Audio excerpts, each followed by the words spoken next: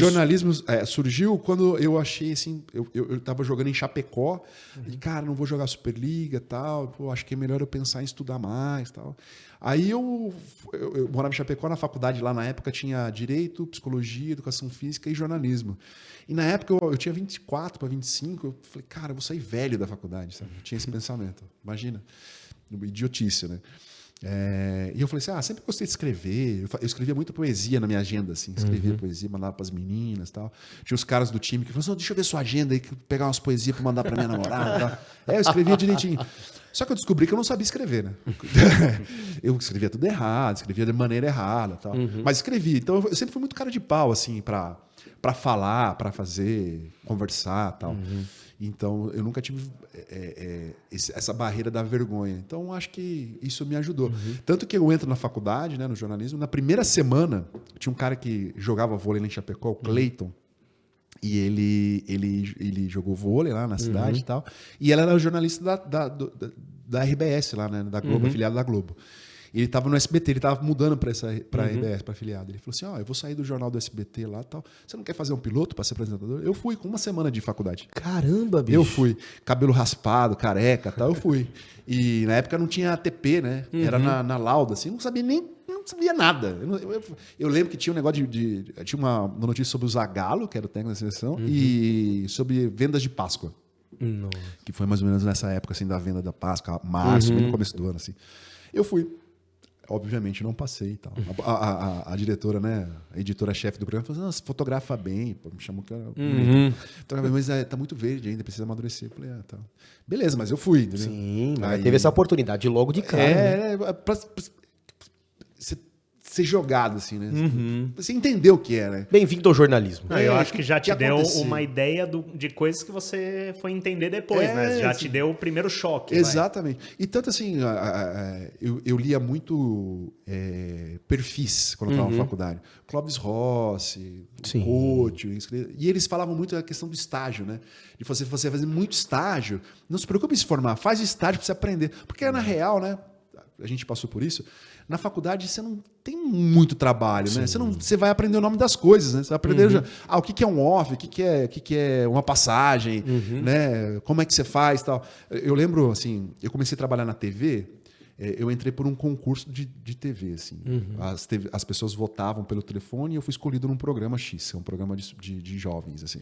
E eu fiquei pouco tempo, daí eu fui pro jornalismo. Eu fui fazer a edição do Jornal do Meio-Dia lá, em Florianópolis, e depois a previsão do tempo. Eu era a Maju Coutinho.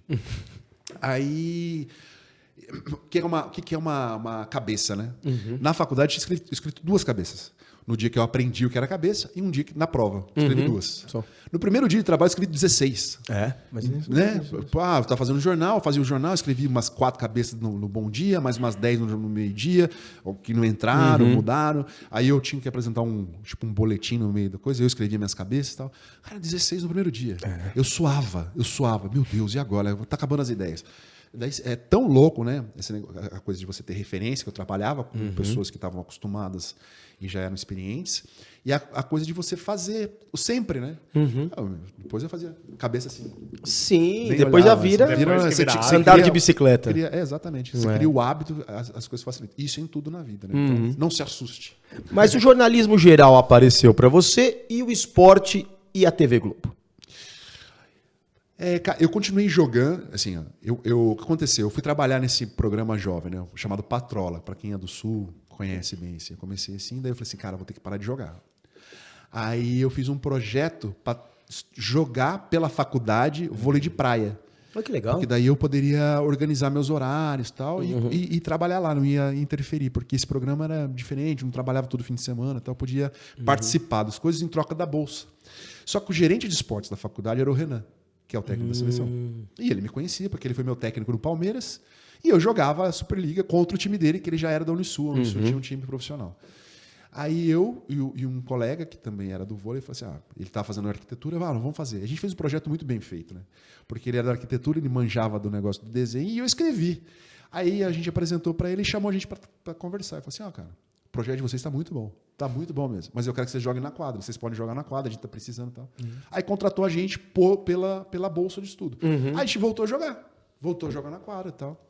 Isso facilitou. Então, durante 4 anos, eu fazia as duas coisas. Trabalhava na TV, fazia a faculdade, né? O último semestre da faculdade eu fazia as duas coisas E jogava. e jogava quando eu trabalhava na TV. Legal. Aí eu jogava no time da Unisul, aí a Unisul tinha um patrocínio da CIMED, aí desmembrou, viraram 2 times, virou CIMED e Unisul.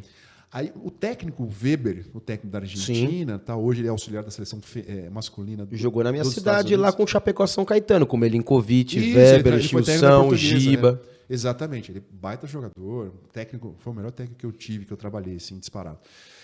Ele saiu da Unisul e foi pra Grécia. Aí ele me segurava, assim, sabe? Porque eu jogava muito pra ser o exemplo, assim, né? Pô, o cara acorda às 4 da manhã, tá correndo aqui, ó. Olha lá. Olha lá, acordou às 4 da manhã, tá dando peixinho ali. Ó. Era muito por causa disso, assim. E eu vivia um prazer de jogar. Então, e foi na época que o Renan voltou a ser técnico e ele investiu no Bruninho. E eles chegaram a conversar comigo e falaram assim, ó, a gente precisa de um cara que esteja 24 horas com a gente, porque a gente vai investir no Bruninho, mas a gente precisa de um cara experiente. Você serviria se tivesse o tempo todo aqui. E você já está em outro ritmo. Aí levaram o Joel, acho que era um outro levantador. Aí eu parei de jogar. Aí eu comecei a comentar os jogos de vôlei que acontecia em Santa Catarina para o Sport TV. Porque eles pegavam o pessoal das praças para poder valorizar a praça também e economizar um dinheiro. Aí eu comecei a comentar. Você lembra aquela época que a Record começou a contratar todo mundo da Globo? Sim, A Record me fez uma proposta lá. Pra também me tirar. Porque na época na TV eu fazia um negócio chamado previsão de verão. Que eu ia pra rua pra zoar as pessoas em relação à previsão do tempo. Porque eu era o homem do tempo. Então, assim, eu falava assim na previsão. Amanhã em Florianópolis a previsão é de chuva. Eu ia de manhã pra rua e via as pessoas sem guarda-chuva. Eu corria atrás das pessoas. Eu falei que ia chover, você tá sem guarda-chuva, mané. Você tá louco? E ficava zoando, ficava brincando com os caras. Eu falei assim, se eu falo que vai fazer sol e chove, você me xinga, né? Agora que eu não acerto e você tá aí sem guarda-chuva, eu não posso brigar com você. Eu nunca tinha visto isso, cara. Aí eu fazia isso. E pô, foi um baita sucesso na época. Era um quadro mais bem-humorado. Cara, tal. muito legal, né? Uma coisa que a gente não imagina ver hoje em dia, né? Bem-humorado, assim. E eu fazia um negócio que, assim, eu combinava com a pessoa, falava assim, ó, Rafa, eu vou te perguntar um negócio, você não responda. Não, eu prefiro que você chamar o mapa. Eu prefiro chamar o mapa. Por favor, a previsão. Eu fazia que a pessoa... Então virou um bordãozinho, assim, né? Tipo assim, e aí, quem vai jogar amanhã? Figueirense vai, quem vai ganhar? Não, isso eu não vou responder, eu prefiro chamar o mapa. Por favor, a previsão. Um negócio assim, né? Segue o mapa. Aí entrava o off da coisa. Daí as pessoas me procuravam na rua, falavam assim, deixa eu chamar o mapa. Que legal. Foi um negócio bem legal. Aí eu fiz isso, a Record fez uma proposta. Aí eu falei, pô, vou agradecer ao pessoal do Sport TV e tal, né? Ao diretor do Sport TV pela oportunidade e tal, mas devo aceitar, porque eu lembro que na época eu ia ganhar R$6 mil. O Marco Aurélio Souza, que é o repórter da Globo, morava comigo em Floripa. A gente dividiu o apartamento. Ele já tinha vindo para cá um ano antes, trabalhava no Sport TV aqui. Eu liguei para ele e falei assim, cara, ofereceram isso. Ele falou assim, meu Deus, a gente vai ter casa em Jurerê. Porque era uma coisa muito maior do que a gente estava ganhando. Eu ganhava, sei lá, R$1.200. E os caras me ofereceram R$6 mil. Aí eu liguei para o Sport TV, falei da história. E só assim, cara, peraí que a gente vai entrar no circuito e tal, vou ver o que eles vão fazer aí. Daí se não entrarem e cobrirem a oferta, eu te ofereço um trabalho aqui. Aí eu falei assim, tomara que não cubra. Aí eles não cobriram, tal, não entraram nessa disputa. Tal. Aí o Sport TV me fez uma proposta para vir para cá, para São Paulo, para ser editor. Eu ia ser editor e comentar os jogos de vôlei aqui. Então no começo foi assim, na primeira... Eu tinha um programa chamado Super Vôlei, que existia no Sport TV, e eu comentava os jogos de vôlei aqui em São Paulo. Só que o Super Vôlei acabou, saiu da grade, tipo, na segunda semana que eu estava em São Paulo. Aí eu falei, o que eu vou fazer? Os caras vão me mandar embora de volta? Tá? Aí eu virei repórter. E eu não era repórter de esporte, e não era repórter.